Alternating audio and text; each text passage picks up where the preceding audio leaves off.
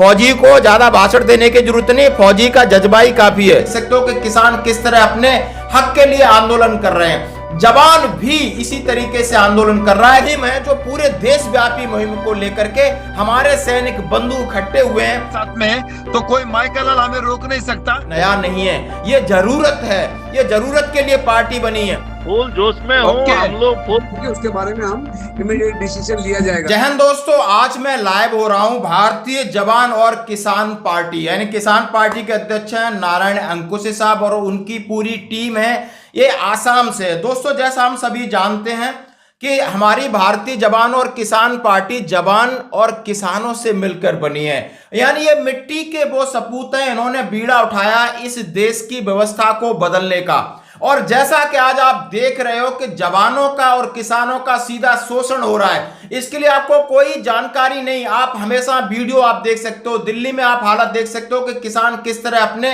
हक के लिए आंदोलन कर रहे हैं, जवान भी इसी तरीके से आंदोलन कर रहा है कि दोनों की सरकार बराबर उपेक्षा करती जा रही है। चाहे कांग्रेस सरकार हो, उसने 40 से 50 सालों में इनकी उपेक्षा की, अब दूसरी भारतीय जनता पार्टी इसी तरह उपेक्षा कर रही है और बहुत ज्यादा हाथ जोड़ लिए, गुहार लगा लिया, सबसे विनती कर ली, लेकिन हमें न्याय नहीं मिल रहा है। और इस न्याय का बीड़ा उठाया है हमारे जवानों ने और हमारे किसानों ने मिलकर एक नई पार्टी बनाई है जिसका नाम है भारतीय जवान और किसान पार्टी और इनके अध्यक्ष हैं नारायण अंकुशे साहब। मैं सैनिक जीवन चैनल से अब आपके सामने इन सबका वो रूबरू कराऊंगा कि आखिर इनकी प्रोग्रेस यानी इनकी पहल, इनकी कोशिश किस तरीके से आगे बढ़ रही है। जैसा कि आप समझ सकते हो कि बहुत सारे ऐसे जो आंदोलन है उनमें आपने कई ये चेहरे देखे होंगे, तो मैं आप सभी का स्वागत करता हूं। सबसे पहले मैं बात करूंगा नारायण अंकुशे साहब की कि साहब इस पैनल में जो भी आपके साथी दिख रहे हैं, आप जरा इनका मुझे इंट्रोडक्शन कराएं और आगे की आपकी क्या योजना है इसके बारे में जरूर बताएं सर। सर जय हिंद। जय हिंद। आज हमारे चैनल पे, सैनिक जीवन चैनल पे, हमारे आसाम के जो सपुत्र है तो वो आज ब्रेव सोल्जर्स आज आए हुए हैं। जैसे कि आपने महाराष्ट्र में, केरला में, कर्नाटका में, पंजाब में सभी टीम इलेक्शन के लिए 2000 मिशन 2024 के लिए रेडी हुई थी, वैसे ही हमारी आसाम की भी टीम पूरी रेडी हो चुकी है। और आज पहली बार आसाम की टीम अपने सैनिक जीवन चैनल पे आई है और मुझे बहुत गर्व हो रहा है कि 76 साल के बाद देश के दो सपूत किसान और जवान आज लड़ने के लिए तैयार है। क्योंकि क्या है, उस दिन मैं जब किसान के मीटिंग में गया था तो उन्होंने बोला वोट हमारा और राज तुम्हारा नहीं चलेगा। तो यही नारा है कि देश के जवान और देश के किसान एक ही नाणे के दो पहलू है और ये दोनों बाप बेटे 76 साल के बाद इस गंदी राजनीति को, इसका दशा और दिशा उसका ठीक करने के लिए मिशन 2024 कंप्लीट करके पार्लियामेंट में जाने वाले हैं। और मैं दावे के साथ कहूंगा, जैसा मैं कह रहा हूं कि उन्होंने कहा है कि मैंने आसाम की अपनी टीम तैयार कर ली है और मिशन 2024 उन्होंने कहा है कि जवान और किसान अब लड़ने के लिए तैयार हो गए हैं। इन्होंने बहुत दब के सीख लिया, बहुत ज्यादा गुहार लगा ली, जैसा हमने कहा है अब इस गंदी राजनीति की दशा और दिशा तय करेंगे और सुधारेंगे। जैसा हम सभी जानते हैं दोस्तों, एक बात मैं आपसे पूछना चाहता हूं कि आखिर इसकी जरूरत क्यों पड़ी। जरूरत इसलिए पड़ी कि एक जवान और किसान दोनों का शोषण हो रहा है। किसानों का शोषण जब उसकी फसल खेत से निकलती है, आड़तिया उसको खरीदते हैं, आड़तिया देते हैं ठेकेदारों को, व्यापारी को, और वो कंपनी तक जाती है, यानी वही उसकी फसल उसी के बच्चे खरीद सकते हैं। आपने देखा होगा, चाहे भले आप आलू खरीदो चाहे सब्जी खरीदो, किसान की चीज 2 रुपए किलो में जाती है और वही दूसरे भाई उसके 20 रुपए किलो में खरीदते हैं। ये है भारत की व्यवस्था। इसी तरह सेना का जवान है, वो किसान का ही एक बेटा है जो देश की पूरी रक्षा कर रहा है, उसको वन पेंशन से वंचित कर रखा है, उसको इक्वल एमएसपी से वंचित कर रहा है। आखिर कौन मांग उठाएगा? यानी ये बहुत बड़ी मुहिम है जो पूरे देशव्यापी मुहिम को लेकर के हमारे सैनिक बंधु इकट्ठे हुए हैं। और आप समझ सकते हो, महाराष्ट्र से शुरू हुआ था, केरल में आके पहुंचे, दिल्ली में आके पहुंचे, आज ईस्टर्न सेक्टर है जहां आसाम है, जहां के बहादुर सोल्जर, डेडिकेटेड सोल्जर भी हमारे साथ जुड़ चुके हैं। सर आप जरूर इनका हमसे परिचय कराइए और उनके पास आपका क्या संदेश पहुंचा है और इस संदेश को वो किस तरीके से ले रहे हैं sir. Yes sir. Nagaon district है सर, जयंत रॉय पातासाकुशी है सर, उसका बिजू बोरा नगांव से है साहब, बाबलू बोरा नगांव से है साहब, जितेन जिंटू सैकिया नौगांव से है साहब। प्रदीप दाधरा नौगांव से है साहब। जैसे थी सर, मैंने आपकी आवाज कट रही है, मैंने सुन लिया है, लेकिन आपको जो जय जवान किसान पार्टी का किस तरीके से आपको मैसेज मिला है और आप जमीनी स्तर पर आप इसका किस तरह प्रचार और प्रसार करने की आपकी योजना है? जय जवान जय किसान का जो नया हम लोग का पार्टी जो शुरुआत हुआ है, हम लोग इतना खुशी हूँ कि हम लोग अभी हम लोग को ऐसे लग रहा है कि हम लोग मतलब नया स्वाधीन भारत का उम्मीद कर रहा हूँ साहब।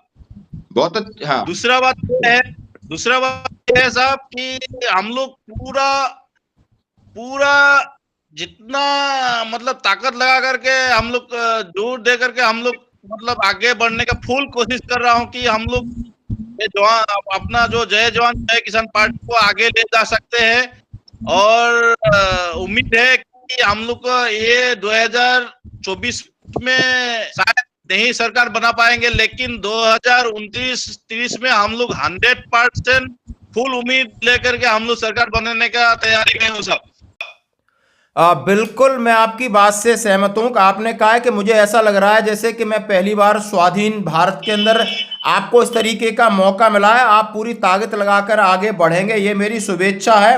और सभी का विश्वास जीतेंगे, सभी तक हर एक को जोड़ने की कोशिश करेंगे और अपनी बात को हर समाज के हर वर्ग को जोड़ेंगे। और इसी प्लेटफॉर्म से पहले शायद सुरेश सर ने हमसे कहा था कि हम जो जवान और किसान है, पहली बात हमारे पास है कि सब लोग हमारी बातों पर भरोसा करते हैं, हमारी रेस्पेक्ट है, क्योंकि हमारा काम करने का तरीका देश हित के लिए हमेशा रहता है। और इस मुहिम को आप बिल्कुल आगे ले जाओगे साहब। आप बस एकजुट हो जाइए, लोगों में एक जागरूकता पैदा करना है। और समय लगता है किसी भी चीज़ में, लेकिन निराश होने की जरूरत नहीं, हम सब मिलकर आगे बढ़ाएंगे।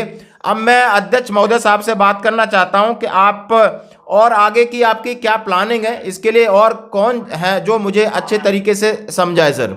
सर कल हम लखनऊ में थे, उत्तर प्रदेश में सर। तो लखनऊ में कल हम 24 कैंडिडेट फाइनल कर चुके हैं और आज मैं पटना में, अभी मैं पटना में हूँ फिलहाल। तो पटना में भी हमारे आज 15 कैंडिडेट हमने फाइनल कर दिए और जल्दी से जल्दी हमारे पूरे कैंडिडेट अभी डिक्लेयर हो जाएंगे। बिहार के, झारखंड के, आसाम के और सब पूरे भारत से, पंजाब के। तो हमारे सेक्रेटरी सुरेश सर अभी वो मीटिंग का पूरा कोऑर्डिनेशन करेंगे।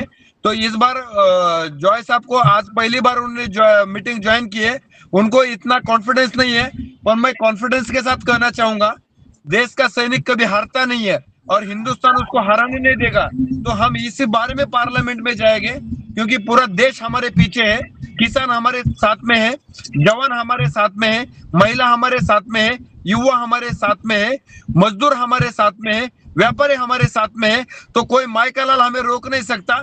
सिर्फ हमें 543 जगह पे हमारे सैनिकों को खड़ा करना ही करना है। और एक बार अगर हमने खड़ा कर दिया तो आपकी बार जो बोलता है 400 पार, उनका 400 पार नहीं होगा, पर हमारा पक्का 300 पार तो हो जाएगा, इसमें कोई डाउट नहीं है। बहुत अच्छी बात कही, बहुत अच्छी बात कही दोस्तों। ये होता है जज्बा, और यही एक सैनिक का जज्बा होता है कि कितना बड़ा आत्मविश्वास है। दोस्तों उन्होंने कहा है 543 पे उतारूंगा और सबक भी सिखाऊंगा, व्यवस्था बदल के रखूंगा। और आप देख सकते हो अभी उन्होंने कहा मैं कल लखनऊ में था, आज पटना में, लोग यहाँ आसाम में, तो एक कोऑर्डिनेशन भी लगता है, पैसा भी खर्च हो रहा है, समय खर्च हो रहा है, मेहनत लग रही है। लेकिन ये वो खेती है, वो राजनीति की बंजर खेती है जिस पर हल सिर्फ और सिर्फ किसान और जवान चलाएंगे और इस देश में क्रांतिकारी बदलाव आएगा। यदि आप हमारी बात से सहमत होते हैं, यदि आप समझ सकते हो कि नहीं यहां कोई दम है और ये कुछ नया नहीं है, ये जरूरत है, ये जरूरत के लिए पार्टी बनी है, ये किसी बिजनेस के लिए पार्टी नहीं बनी है, यह हमें सरकार ने मजबूर किया है। और हम आपसे अपील करते हैं जरूर आप जुड़िए। मैं आपको नंबर नीचे फ्लैश करूंगा, नारायण अंकुशे साहब का करूंगा, वीर सिंह चौहान जी का करूंगा, और जो सेक्रेटरी हैं वहां से, और जो भी मुझे इंफॉर्मेशन मिलती है कि किससे कौन कांटेक्ट कर सकता है, मैं आपके साथ जरूर शेयर करूंगा। आप इनका मनोबल बढ़ाएं और जो भी आगे की रणनीति होगी मैं आपके साथ शेयर करता रहूंगा। सर और कुछ कहना चाहते हैं तो आप मुझे बताइए। बताता हूं सर। वीर सिंह साहब बताया कि कल हमें उत्तर प्रदेश में मुजफ्फरपुर में एक किसान ने हमें इनवाइट किया था, उसके घर में गए थे। सर। बेचारा बहुत गरीब था, पर उसका इतना बड़ा दिल था। तो हम करीब 8 आदमी उसके घर में रहे, तो उन्होंने सम्मान किया, इतना सम्मान किया। और कम से कम उधर 200 आदमी की उधर मीटिंग किया, तो उसमें वीर सिंह साहब कंट्रीब्यूट किए। क्योंकि अभी क्या है, हमें सबको डिस्ट्रीब्यूट होकर चलना पड़ रहा है। सही है। तो मैं पटना में आया और वीर सिंह साहब उधर ही थे। तो आई थिंक वीर सिंह साहब ज्वाइन किए हुए है। तो साहब, तो वही आपने कल के बारे में बता देंगे जरा है तो। फुल जोश सर, फुल जोश में हो Okay. हम लोग, फुल जोश में हम लोग इसमें मतलब समझाने में थोड़ा सा मतलब तकलीफ होता है, मतलब उतना हम लोग समझ नहीं पाता हूँ, लेकिन हम लोग का तरफ से फुल जोश में हो हम लोग, पूरा आसाम वासी। कोई बात नहीं सर, हम समझ रहे हैं, आपके चेहरे को समझ रहे हैं, हम आपकी भाषा को समझ रहे हैं, हम आपके जुनून को समझ रहे हैं, हम आपके जज्बे को समझ रहे हैं और सैल्यूट करते हैं। भाषा हमें इतने झूठ भाषण वो देता है जिसको झूठ को सच यानी झूठ परोसना हो, वो ज्यादा एडवर्टाइजमेंट करता है। फौजी को ज्यादा भाषण देने की जरूरत नहीं, फौजी का जज्बा ही काफी है। सर आप जो भी बोल रहे हैं बिल्कुल सत्य है सर। आने वाले 2 सप्ताह में मार्च 3rd वीक में हम लोग आसाम विजिट कर रहे हैं। अभी जो है हमारा जो पार्टी का कल जो है केरला, साउथ के केरला में जो है नेशनल प्रेस कॉन्फ्रेंस चल रहा है, जिसमें जो है कैंडिडेट का प्रकाशन या उम्मीदवारों का नाम जो है डिक्लेयर करने जा रहे हैं कल सुबह 11 बजे एर्नाकुलम में, केरला के कैपिटल में। कैपिटल नहीं है, सेकंड कैपिटल। और सेकंड दिन कल जा रहे 3 तारीख को जो है हम आंध्र प्रदेश में हमारे यहाँ के मैं खुद भी यहाँ से विजिट कर रहा हूँ। आंध्र प्रदेश में हमारा उम्मीदवार का चयन और उम्मीदवार का प्रेस क्लब में जो है उसका डिक्लेरेशन कर रहे हैं। तो ये मार्च 3rd वीक में हम आसाम विजिट कर रहे हैं। उस विजिट के समय कर रहे हैं और उसके अनुसार जो है आगे वाला जो रणनीति होगी और जो भी होगी उसके बारे में हम इमीडिएट डिसीजन लिया जाएगा। Thank you. ओवर टू सैनिक जीवन। ओके, जैसा कि दोस्तों आपने सुना, सेक्रेटरी साहब ने बोला कि केरला में हमारी मीटिंग है, हम कैंडिडेट फाइनल कर रहे हैं। और अध्यक्ष साहब ने बोला हमने यूपी के कर दिए लगभग, अभी वो पटना में है, पंजाब के हैं और आंध्र प्रदेश के हैं, यानी पूरा अभी उनका दौर चल रहा है, मीटिंगें चल रही हैं और अपने कैंडिडेट फाइनल कर रहे हैं, क्योंकि इलेक्शन की डेट कभी भी डिक्लेयर हो सकती है। लगभग आपके सामने मुश्किल से 2 महीने बाकी है और पूरी तैयारी है, पूरा जज्बा है, पूरा जोश है सर। हाँ सर, अध्यक्ष साहब बोलिए कुछ। सर अभी हम अगले 5 तारीख तक कम से कम 150 कैंडिडेट फाइनल कर रहे हैं, पहली लिस्ट निकाल रहे हैं। पहले हमने करीब 50 से कैंडिडेट फाइनल किए थे फर्स्ट मीटिंग में। तो अभी हमारा 150 कैंडिडेट फाइनल उत्तर प्रदेश, बिहार, उसके बाद झारखंड, पंजाब, हरियाणा, उसके बाद राजस्थान और मध्य प्रदेश को लेके और महाराष्ट्र के साथ में और साउथ इंडिया करके 150 कैंडिडेट फाइनल कर देंगे। और 1 महीने के अंदर हम कम से कम 350 से 400 कैंडिडेट फाइनल कर देंगे। Very good. जैसे आपने सुना कि 1 महीने में 350 से 400 कैंडिडेट फाइनल। अभी तक उनके लगभग 50 पहले फेज में किए और 5 मार्च को 150 का उन्होंने घोषणा कर देनी है और बिल्कुल कूद चुके हैं और लाजवाब इनकी पहल है, जबरदस्त पहल है। पहल के साथ जमीन पर कोशिश भी उतनी ही रंग लाती दिख रही दोस्तों, इसमें कोई संदेह नहीं। बहुत सारे लोग इस तरीके से कहेंगे कि नहीं यार फौजी कुछ नहीं कर सकता। मैं बोल रहा हूं फौजी ही सब कुछ कर सकता है। जो अपने आपके अंदर आत्मविश्वास को जगाना होगा और इस मुहिम में जुड़ना होगा। जरूर मैं इस बात का अपने तहे दिल से स्वागत करता हूं कि किस तरह हमारे योद्धा एक नई व्यू रचना के साथ पूरे देश में, आप समझ सकते हो कितना बड़ा पैरामीटर है, हर जगह जा के मीटिंग करना और लोगों को जोड़ना, लोगों को जगाना, लोगों को समझाना और सरकार के सामने और सीना तान के खड़े होना, ये कोई मामूली बात नहीं दोस्तों। कुछ किसानों से मिलकर के हमारे इस पार्टी के बारे में बातचीत की है। वो लोग सब हमारी पार्टी में आने के लिए बेताब है। अच्छी बात है सर। आप लोग जब गुवाहाटी में आएंगे ना तो साहब हम लोग बस भर कर किसान जवान लेके वहाँ पहुँच जाएंगे और वही फेस टू फेस होगा। हम लोग बातचीत करेंगे और अगला कदम तो उठाना होगा। जैसे आप लोग ऑर्डर देंगे वैसे हम लोग अपना कदम उठाएंगे। और मैं चाहता हूँ साहब ये गुलामी का जंजीर जो है ना हम अपना सर से नीचे रख दें। बिल्कुल, धन्यवाद। गुलामी और सहन नहीं होता है साहब। पहले तो अंग्रेज का गुलाम था, अच्छा था, अभी हम गुलामों का गुलाम बन गए हैं। ये बर्दाश्त नहीं हो रहा है। बिल्कुल बिल्कुल बिल्कुल बिल्कुल, क्यों नहीं सर। बर्दाश्त से बाहर जा रहा है सब।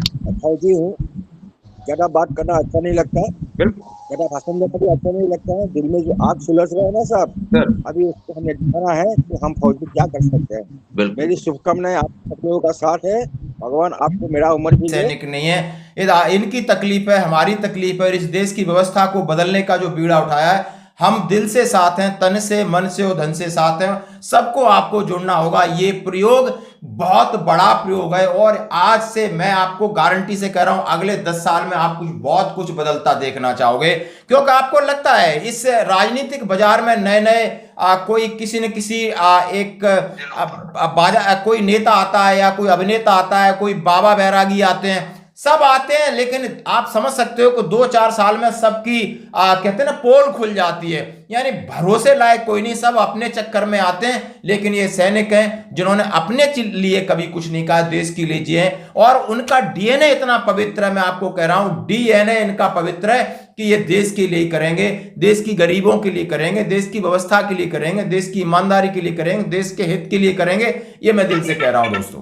इतने बिजी शेड्यूल होने के बावजूद हमारे बदूरे जी हमारा एक एक प्रोग्राम में या हमारे के लिए अपना टाइम निकाल कर हमारे साथ रहते हैं, उनके लिए तहे दिल से हम धन्यवाद दे रहे हैं। सर, हम आपके आभारी किस तरह से प्रकट करूं हमको अभी पता नहीं चल रहा है। जो भी सही, हम आपसे आने इलेक्शन तक हम आपको हमारा साथ आप जरूर दीजिएगा, इतना ही मैं कह रहा हूं। और जैसे हमारे अभी बताया कि प्रेसिडेंट अध्यक्ष बताया कि कल जो है बिहार और इनके भी मीटिंग लगाना है, मैं आपसे रिक्वेस्ट कर रहा हूं, आपका वक्त है तो आप जरूर उस मीटिंग पे ज्वाइन कीजिए। सेक्रेटरी साहब ने कहा है कि नहीं, हम सब एक हैं और हम कोई आभार व्यक्त करने की जरूरत नहीं है। बहुत अच्छा लगता है जब हमारे सैनिक को मैं देखता हूं, बोलता हुआ देखता हूं, अपनी आवाज उठा रहे हैं। किसी के भरोसे नहीं है, किसी के सहारे नहीं है, खुद से लड़ेंगे और खुद से उठे हैं, चलेंगे, लड़ेंगे, दौड़ेंगे और अपना हक पाके रखेंगे। बाकी मैं सभी जो मेरे साथ जुड़े उनका बहुत बहुत धन्यवाद।